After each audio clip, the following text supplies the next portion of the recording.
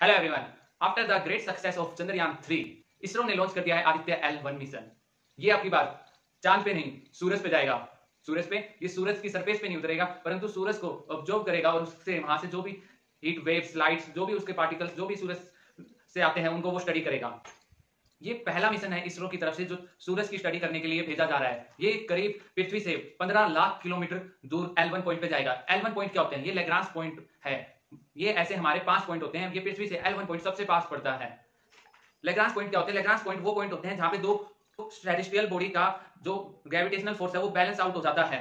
जो भी space craft है ऑर्बिटल मोशन के सेंट्रीफ्यूगल फोर्स और अर्थ और सन के ग्रेविटेशनल फोर्स से कैंसिल आउट हो जाएगा, जिससे कि वो वहां पे ऑर्बिट में घूम पाएगा।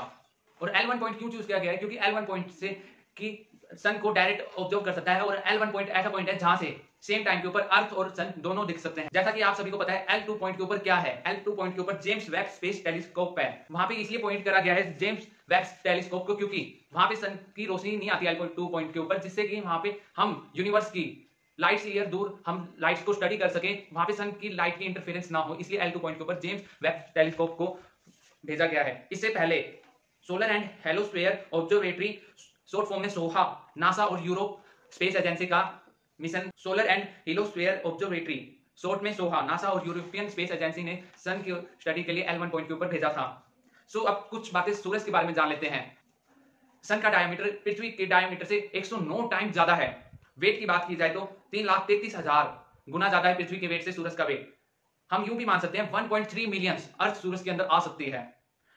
जैसे कि डिफरेंट लेयर्स होती है अर्थ के ऊपर, मेंटल, क्रस्ट, कोर, वैसे ही सूरज के अंदर भी काफी अलग लेयर्स होती है। जैसे सबसे पहली लेयर आती है कोर। कोर के अंदर न्यूक्लियर फ्यूजन होता है, हाइड्रोजन और हीलियम के अंदर कन्वर्स होते हैं, जहां का टेम्परेचर 15 मिलियन डिग्री सेल्सियस तक हो सकता है।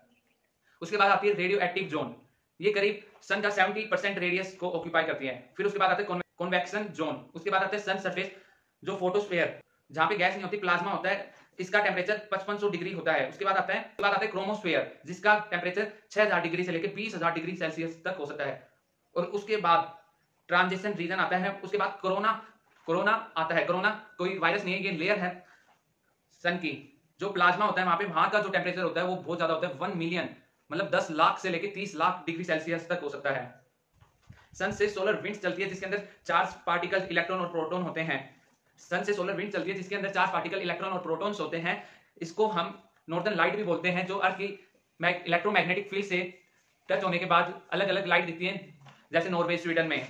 सन से और क्या क्या रिलीज होता है? कोरोनल मास इजेक्शन, CME भी बोल सकते हैं। और solar winds and magnetic field, एक बिग ब्रस्ट होता है। और क्या होता है? Solar flares, light energy. अब बात कर लेते हैं कि आदित्य L1 के ऊपर कौन कौन से इंस्ट्रूमेंट लगे हुए हैं, जिसको हम 7 पेलोड्स भी कह सकते हैं। पहला है विजिबल एमिशन लाइट कोरियोग्राफी।